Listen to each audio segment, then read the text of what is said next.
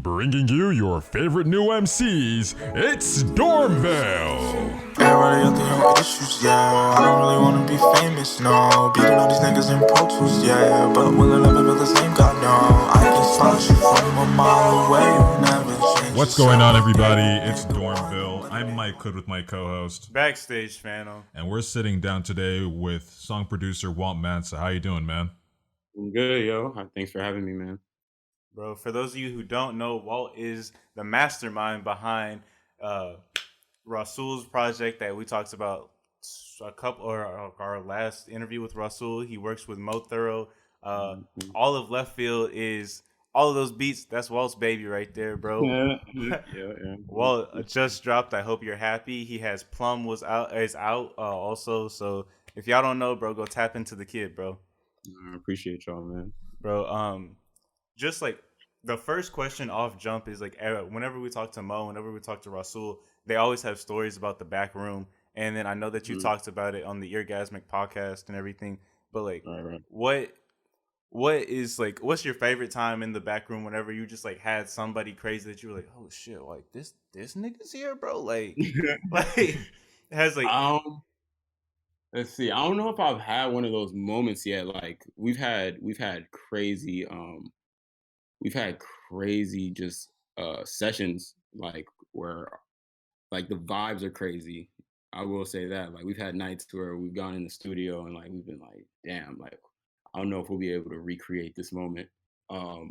But I've never had somebody in the studio where I'm like, damn, this is crazy. Like this nigga's here. Not yet, at least. Not yet. yo, if you like who do you want to walk in that studio like in the back room and just be like it'd be that one surreal person that's just like, damn, I'm really working with you and I'm really making this song with you. Oh, I told myself last year that I was gonna have an Absol feature by 2020. So, Damn, that's a bet, bro. That's a bet.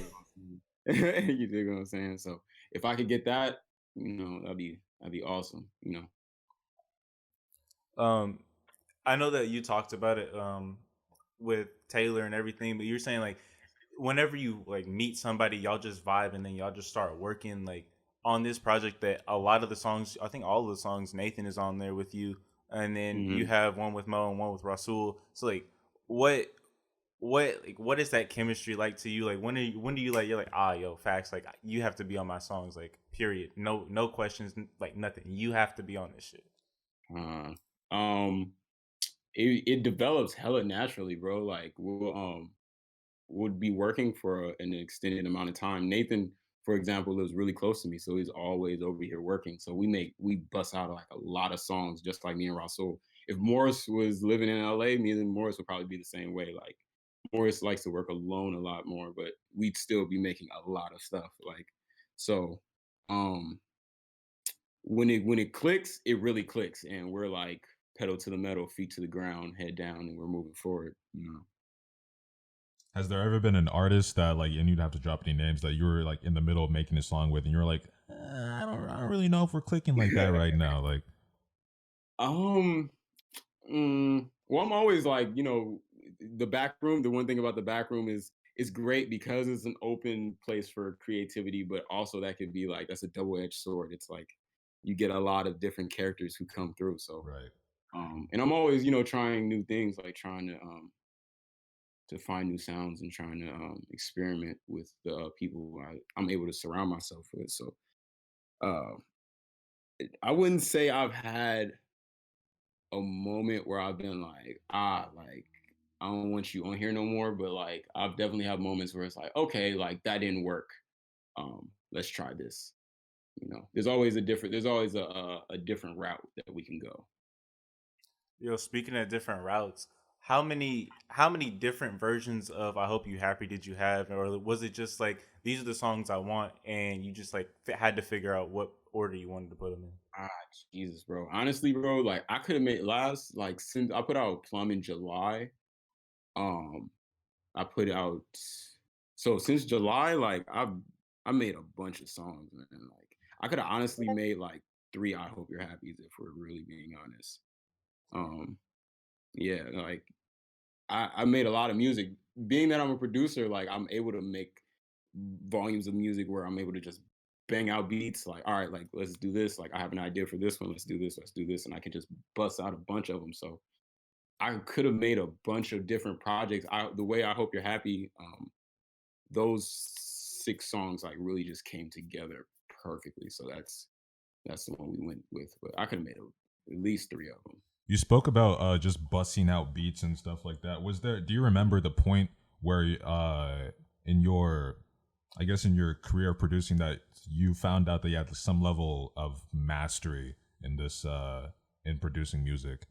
Like, where do you remember that point where everything just kind of clicked and you're like, okay, I got this now? I talk about that. I say this all the time, but not July, when we put out, Plum, July 2018, like everything came to like a meeting point of me working since I was like 13, or taking it serious since I was 18, like that, and surrounding myself with like people who I thought were better at me at producing and learning things from them, and the people around me got really, really talented. Rasul got better at rapping, so everything just really came to a meeting point, July 2018, and it clicked. Definitely clicked for sure. And I think what's funny is I think it was like everybody also saw. It wasn't just me that saw that it clicked, because right after that, and then after came out, Right. and yeah, and you guys, the opinions on that are amazing. So, um, yeah, that was the point where it clicked for sure. Yo, what was it? What was it like? Because I know Mo and Rasul grew up together, and they were like started rapping when they were kids. And like, when did Mhm. you jump on the train and like started up with Left Field and all Yeah, and we're both ugly as hell. Both ugly that? as hell. But shit, me and Rasul have been going to school together since ninth grade, like since we were 13, like 12, 13 years old. So, um, at first, me and Rasul didn't really fuck with each other, to be honest. Uh, and then, like, I think sophomore year football games, like, we got a lot closer. Um, like, we would have the football games at our high school. Like, we would just, the kid sophomore class would be up there hanging out with each other. And me and Russell would just kind of clicked. Like, I don't know what happened, but it worked out. But around that time, I also started to make beats. And Rasul had already Rasul had put out a song, but I had already from that I had learned that he had already told me about Morris. And so I knew Morris rapped, but I didn't know Rasul rapped. So when Rasul started rapping, um, I had just started making beats like fresh. Like a lot of him putting out that song really inspired me to go like a lot harder with like trying to figure out just what this producing thing is, because that was good. And I was like, all right, I could definitely make something good. Um, and from then I sent him some stuff. I sent Rasul like my first beat, like ever, ever. That shit was trash.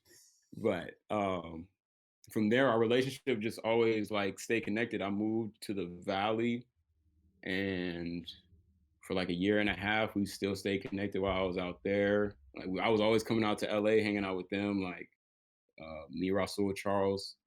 And when I moved back my senior year, um, I went to Westchester, and Rasul was at Westchester. And when I got back to Westchester, me and Rasul were I was about to go off to college.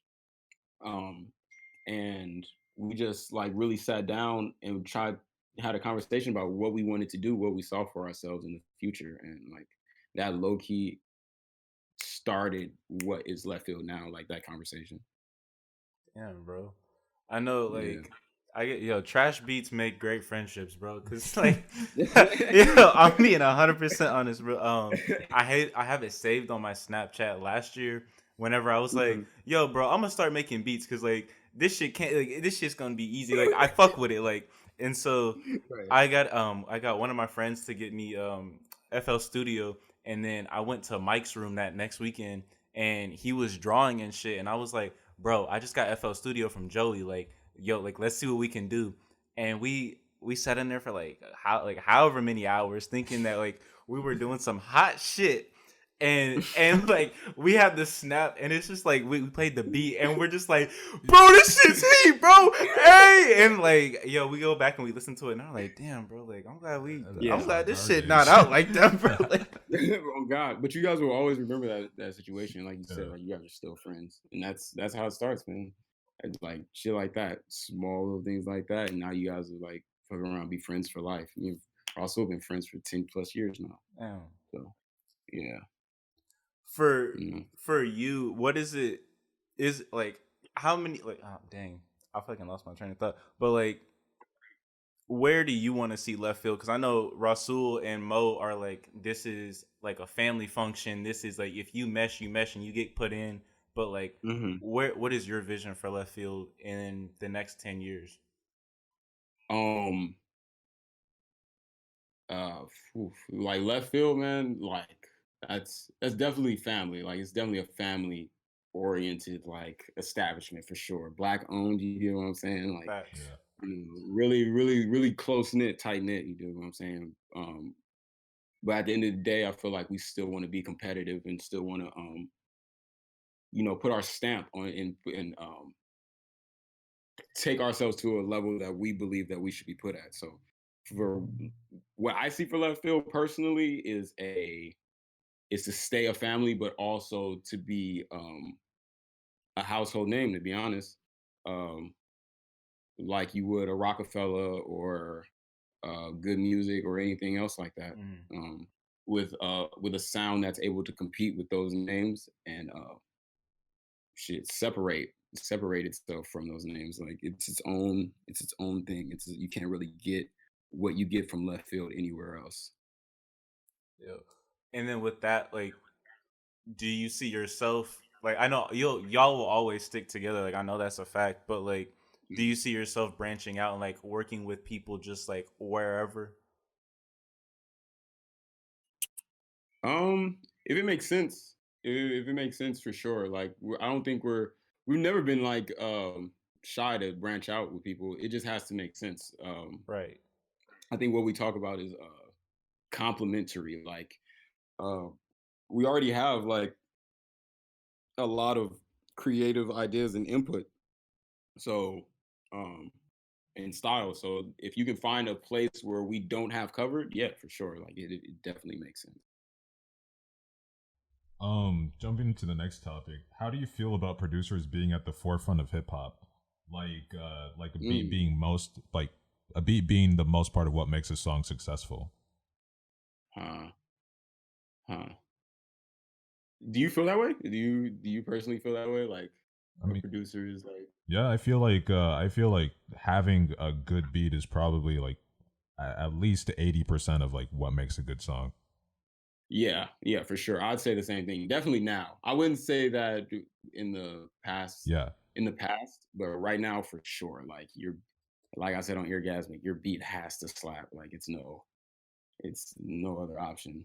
Um and it's a lot of responsibility and a lot of pressure to be honest um on producers, but I think like producers wanted that. Like if we go back maybe like 5 years, like I remember a time where producers were like it was an outcry from producers like we want our shine, and like we're getting it, and like with it comes a lot more responsibility and potential and just like a lot more things in your hands. So you know I like it. I like it. I like the challenge. Yo, and like spinning off of that, like I feel like I own your input on this. I feel like most people, like a casual listener, will not go and like see who produced the beat, and even though like that's the part of the song they actually care about, and they don't realize Mhm. it, they're just like, oh no, there's catchy words, so I like the catchy words, and like, Right. but they don't realize that it's like, no, you don't like the words, you like the beat. Like, I do you feel that. think that like producers are? I feel like producers are still like the unsung heroes of modern hip hop right now. Huh. It, in a way, the I just watched this Gunna interview where he's like big upping like the producer. I feel like most artists are like understand like the how serious the producer's role is. And it's weird to say, but it's up to the artist to really, like you said, like people aren't really gonna go look up like on the back of an album, like, oh, like let me look at the album credits and figure out like who produced this. But as long as the artist, is weird, the artist has to take a responsibility on himself to really, or herself to really you know, give the producer the proper credit and all the things that he deserves. So I see artists doing lot more of that. Maybe not everybody's doing that, but I see a lot more of it, which translates in producers getting a lot more shine. So I don't know if we're still like the unsung heroes. There's a lot of producers who don't get credit, but I will say that it is a little easier for, if you want to go that route, if you're a producer that wants to have the credit and the notoriety and all that, like you can get there. You can definitely get there. You just have to plan it out and be strategic. Who who do you think like right now is like the the equivalent of J. Cole out of like production? You know what I'm saying? Like so like He just going everywhere and just slaughtering shit. Like yeah, he's just like just just like going everywhere and just laying it down. Mm, mm. That's a good one. Mm, who's just? I mean, I don't want to say anybody old. Like Pharrell, like has been consistently slaughtering shit for like right. 20 plus years, so that's kind of like a given. But I'm trying to think of a young person who's just going around and killing it right now. Um, I see Monty Booker going around to everybody's sessions, just like Mm, everybody wants some Monty Booker sauce. That's Shmino's producer. okay. Um, who else? Um, Kenny Beats. Kenny, I see Kenny everywhere. Yeah. Um, Oh, okay. I was about to be like yeah, the Rico with Rico Nasty and stuff. Who else is really just we're in this, it's like after the Metro wave, so it's like there's like open ground for everybody to kind of build their name right now. Take Keith. okay. Okay. mm, Yeah. Oh, Knowledge. Well, Knowledge, I personally like Knowledge, so I'm not. He may not even going to be going around doing the J Cole thing. Not really, so we can't put him up there. But there's a couple people. A couple people. Mostly it's trap based producers who are like getting that kind of shine. Besides Monty has like this real unorthodox bounce, which I think people are really messing with right now. Where do you think that okay, cuz if like say producers were like, you know what, we're sick of 808s, we're sick of these fucking trap snares, like fuck this. Like Hmm. if they just got everybody just like decided, you know what, guys, just fuck that and like Right. jumped on a new wave. Like Hmm. what wave do you think everyone would jump on? Like I see like Hmm. kind of a not a vapor wave, but kind of a slower melodic type wave would come Yeah. up. Yeah, absolutely. Yeah, definitely leaning more towards the realm of R&B for sure. Hmm. Like R&B has consistently been putting out really like good sounding music. Like we hip hop has been doing a lot of trap stuff, like you said. So Yeah. the next wave, I think, is going to be the flip side of that, which is instead of drum based stuff, it's going to be a lot of melody based stuff. And that's where you get that like that vaporwave. I heard this term glitch rap, like um, again like that Shmino like uh, unorthodox off tilt bounce that everybody seems to be going for right now. Yeah. That seems to be like one thing that's really like pushing the sound barrier right now. Um, whatever is next, I just really hope it's. Um, I think Russell said this in the last interview with you guys. Like, I hope it just like includes our effort. Like, Yeah. I can give a fuck what it sounds like, to be honest. Like, as long as I just know that there's effort being put into it, um, we're good.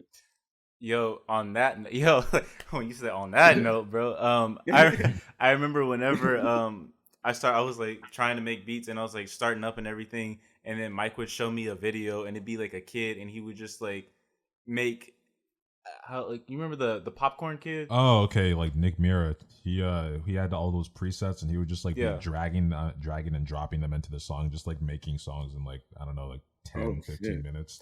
But like with that, I would like because I told him because I watched a No ID interview and No ID was like, Mhm.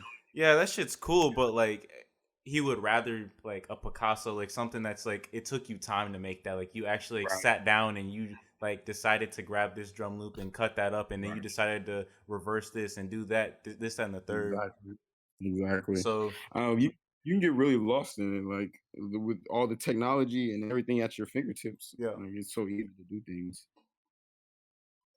So like personally, like what do you do whenever you decide to like sit down and start a new beat?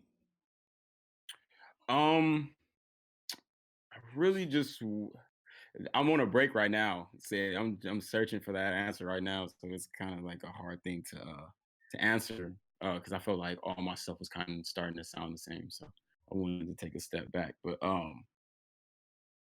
what I really try to focus on is really creating a landscape. Like I feel like if instead of trying to make a beat, like if I try to make a beat, I mean like whatever's going to happen, I'm gonna be making the same thing over and over again. It's whatever I hear from the radio or what's on my Apple Music recent plays, like I'm gonna try to recreate that. That's just how brain works. But if I try to create, like you said, my own Picasso, my own masterpiece, like that's gonna sound like nothing else that's on the market right now. It's going to sound like me. So that's what I really go into. I think about the person. Um, if I have an artist, I think about the artist and what landscape fits them. If I don't have an artist, I just try to build whatever picture I have in my mind from that day that I can get inspired from. Yo, what has there been like a beat that you're like like not refused, but you're like, I don't know if I want anyone to get on this because it's like it's like your baby type beat. um, for for sure. I'm gonna like for sure. I had to get out of that though. Because no, like who's gonna listen to just your beat, dog? Like, Yo, I mean, beat a tapes lot are of kind of people, hot. I'm not gonna yeah, lie, bro. I listen to beat tapes from time to you time. listen to beat tapes? Yeah. I really want to know like how many people, because I know it's cool to do your homework too. Like I'll do my homework to like some just instrumentals. It's hard for me to pay attention to words and like read at the same time. Mhm. Mhm. But like on your day to day, like are you bumping beat tapes? Like Facts, you're right. No, I'm not. right? Like when it hits, like when your music hits, like is any of like your classic music choices from a beat tape? Damn, that's true. Like, nah. Nah, nah. Maybe Dilla, maybe the Donuts album. yeah. Maybe Or some like, like 30-year-old will be like, oh yeah, like that Dilla Donuts, like classic album, no words, like But I don't know, man. Like you need both.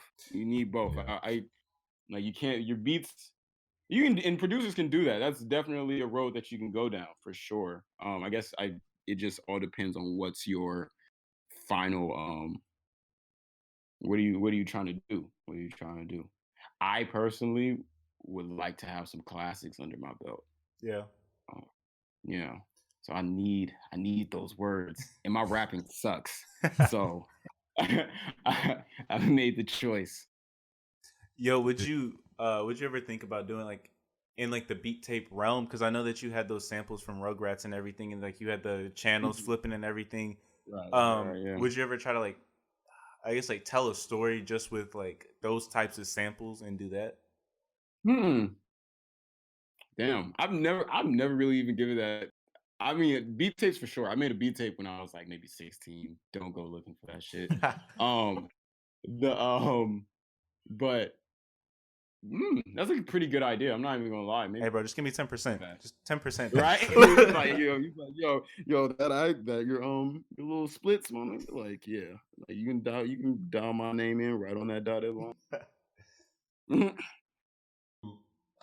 Would rapping be something that that you would consider in the future? Like you said that you suck at it now, but is it something that you would think like if you made a beat and you couldn't think of an artist that would fit it just at that moment, would you ever consider just like picking the mic up and spitting a few bars? Mm. Um, Probably not. I'm gonna be honest. I'm gonna be honest, because it's a two-way thing. Like, one, I don't like the way my voice sounds when I hear it back off speakers. Like, that's like a thing. And then, oh, my fault, y'all. And then, uh,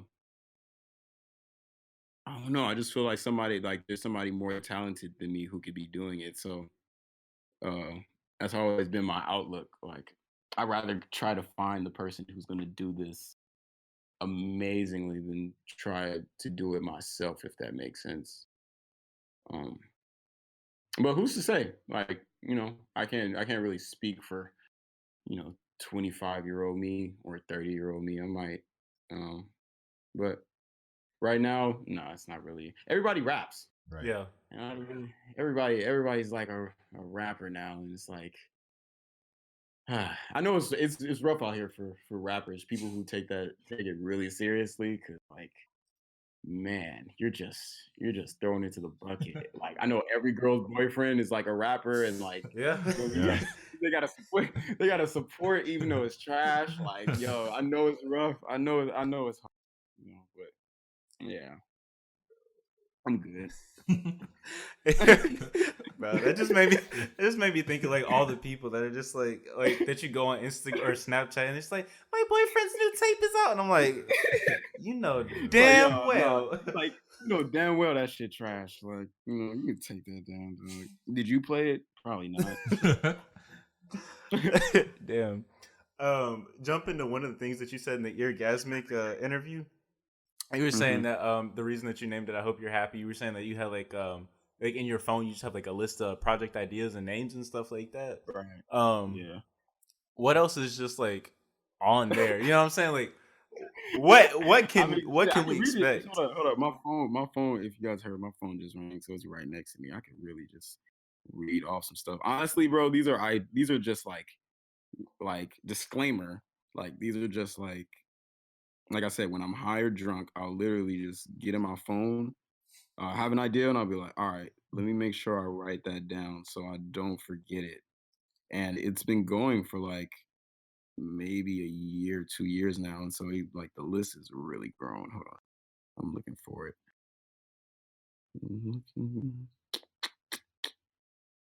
It had oh, here it is. Okay. All right. So I'm just gonna read. I'm just gonna start from wherever. It's like Teddy Burnslow, which is my IG name right now. Shade Shack. Um, Far Side Records, Ugly Era. Like, these are all just like those were two names that we were thinking about calling field, or that we were when we were writing down like names from left field. Those were two ideas. Damn. Uh, Little Introvert. Uh, Shit. Uh, Yo, I want to change the world. You want a ginger ale? Yeah, I don't know what that I feel like you were just like zooted and you were just like instead of talking, bro, you just typed that hoe down. is. Oh shit. Craft singles, almost like Good Fridays, like, stuff like cool ideas like that. Um, a video idea for a fly that knows it has a 24-hour lifespan, in his perspective. Oh damn, that Nice. actually be dope as fuck. Yeah. Mhm. Yeah, so just a bunch of stuff. Some gems. I gave some gems, like, 10% me, like my boy said, you feel me? But yeah, nah, it's just a bunch of stuff, bro. Literally the list goes, I can scroll for like three whole scrolls. Damn. Yeah, it's ridiculous. I get high a lot. I smoke weed. That sounds really weird. Yeah, I smoke weed. Like, that's what I do. Do you Yeah. what percentage of that list do you think is actually just gonna be like stuff that you like make into stuff like I Hope You're Happy or just songs? Maybe like 1%, bro. Damn. To be honest, like maybe 1%. A lot of this, will never see the light of day, ever. Have you ever looked But at I'm one glad of I your? found "I Hope You're Happy" in here for sure. That was a gem. I didn't even know I had written that down. Have you ever looked at any of those names and gone like, "Oh, this will be a really good concept album," like the Um, Fly one? like the fly, like about a fly who knows it lives 24 Yeah. hours. Yo, that would be low key kind of fire. I'm not even gonna lie. Like intro, birth of fly, outro, like death of fly. Yeah. It's just like the ride in between. Like maybe it's a 3-song album. Bro, it's just like the Like it's states of super a short. fly's life, bro. Just birth of fly. This goes egg, larva, adult, death of fly, bro. Death of fly. Like, Just yo, maybe we'll see. We'll see what I can pick out of here. There's a bunch of shit. We're not in Kansas anymore. Like that could be an album. Yeah.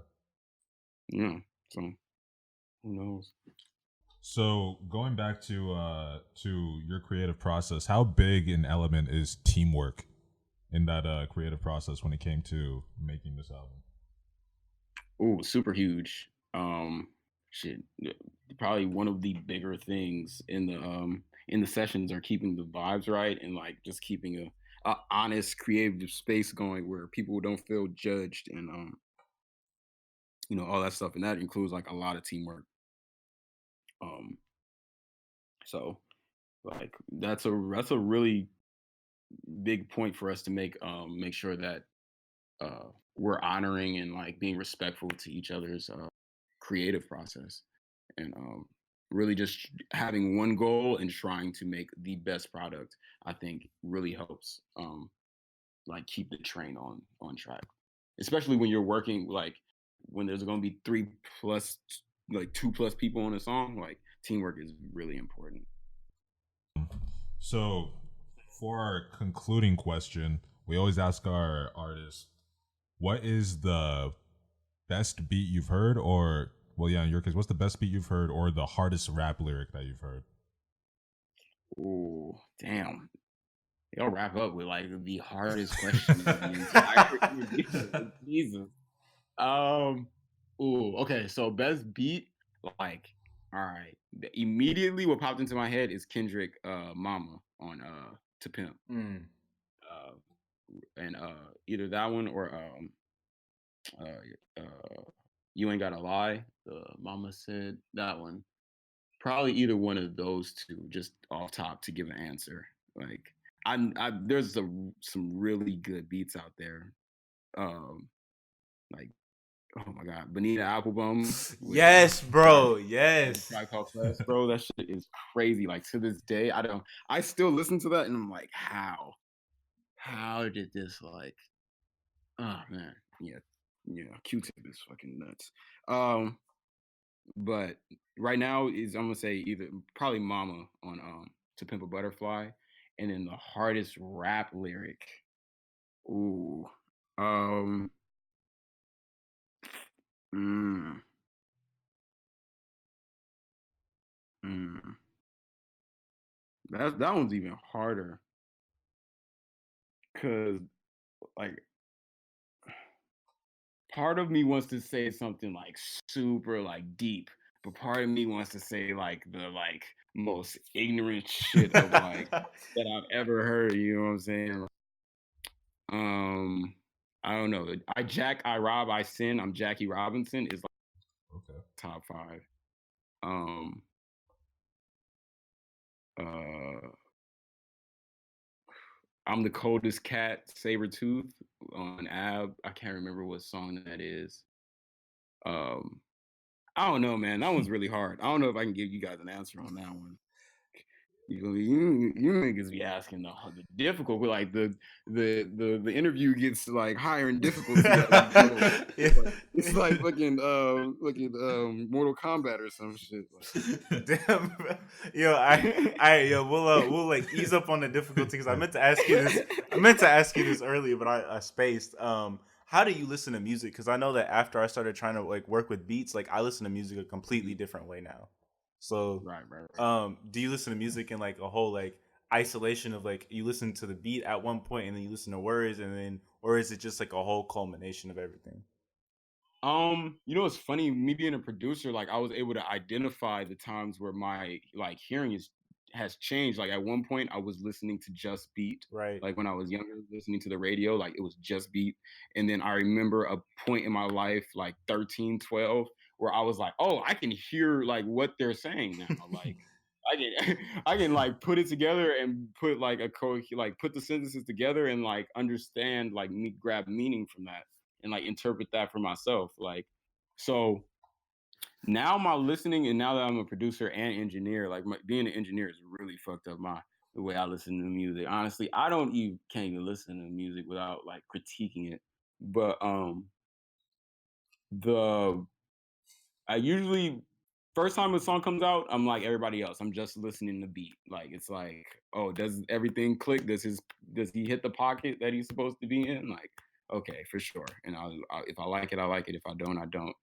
Um, but eventually, it gets to a point where I'm getting real critical about like all kinds of shit, bro. Like, oh, like I don't like this frequency. Like, I wonder why they like did this panning. Like, why is this vocal dub like lower than this vocal dub? And like, oh, I hear compression and reverb. Like, it gets really messy. So I'm starting to like my silence, to be honest. Like, I've never been like a person to sit in silence, but more and more like silent rooms like is the way to go. Damn, bro. All right, with that, just go ahead and drop all your socials for us. So like, tell the people where we can find you and what's going on. You can catch me on IG, Walt Mansa, spelled WALTMANSA.